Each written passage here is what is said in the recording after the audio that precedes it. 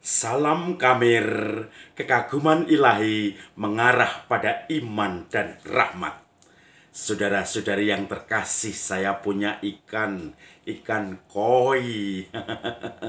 Siapa yang suka dengan ikan dibakar? Rasanya renyah, apalagi kalau habis mancing atau nangkap di pantai.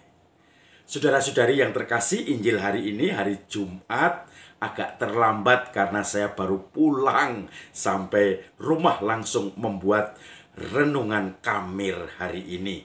Dan Injilnya tentang para murid yang menangkap ikan. Ketika Yesus sudah bangkit, lalu para murid sudah diyakinkan, para murid kemudian bekerja seperti sebelum berjumpa dengan Yesus sebagai nelayan. Petrus menangkap ikan, lalu Yesus juga murid-muridnya yang lain juga ikut menangkap ikan. Kemudian mereka sedang menangkap ikan dan Yesus tiba-tiba menampakkan diri di pantai, menyapa para murid. "Hai anak-anak, apakah kamu mempunyai ikan?" Lalu para murid menjawab, "Tidak ada, Tuhan.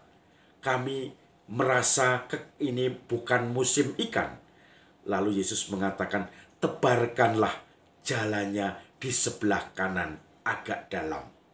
Lalu mereka pun menebarkan jala itu di samping perahu dan akhirnya diangkatlah jala itu. Dan banyak sekali ikan yang didapat. Sebelumnya tidak ada karena tidak musim ikan. Lalu kemudian Yesus mengatakan, "Tebarkanlah jala itu di sebelah kanan dan lebih dalam." Kemudian akhirnya mereka mendapat ikan melimpah. Mereka teringat peristiwa ketika pertama kali berjumpa dengan Yesus.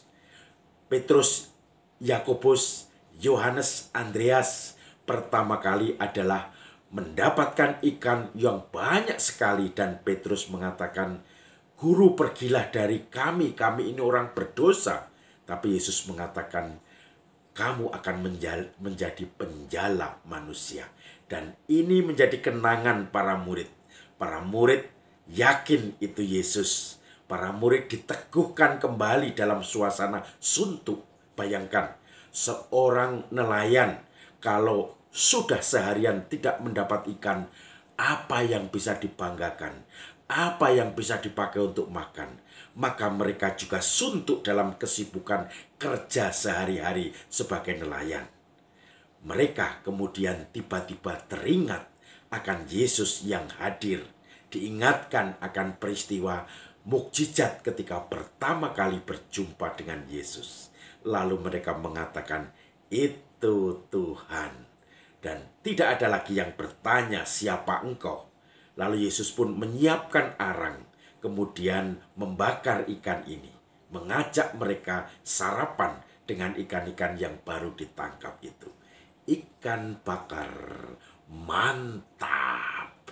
Maka saudara-saudari yang terkasih, saya teringat ketika saya menjadi frater, saya merasa kesepian.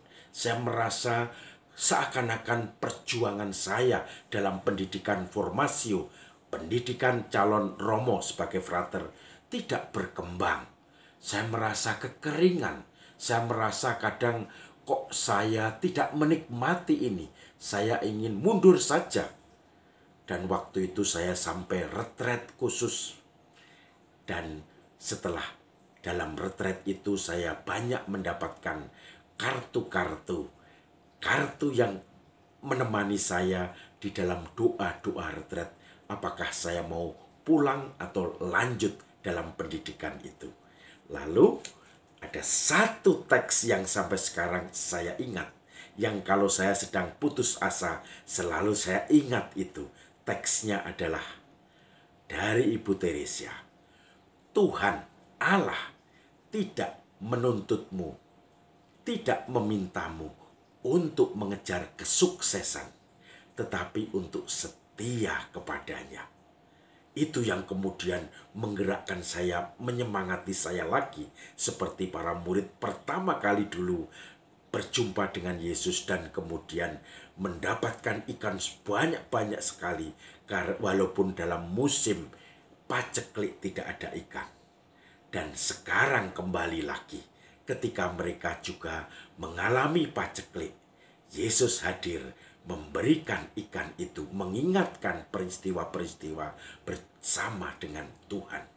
Maka dalam kondisi-kondisi kemudian saya merasa ragu-ragu, kecewa, disalahpahami, dan saya merasa gagal sebagai Romo dalam perutusan saya teringat kata-kata dari teman frater itu yang dikutip dari Ibu Teresa.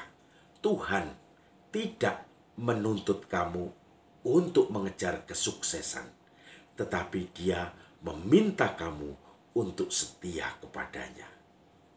Maka sekarang kalau memang saya gagal, saya merasakan harus refleksi. Kenapa gagal? Kenapa saya tidak dipercaya? Kemudian perbaikan-perbaikan itu dibutuhkan. Maka semoga kata-kata Ibu Teresa ini juga selalu menyemangati saya ketika saya sedang kecewa, sedang gagal, sedang sedih, sedang berbeban berat. Seperti para murid kemudian menemukan ikan yang banyak ketika sedang musim paceklik. Dan Anda semua, semoga Anda semua juga menemukan hal yang sama ketika Anda mengalami kegundahan hati. Pengalaman itu bisa diingat lagi untuk membangkitkan harapan dan penghiburan.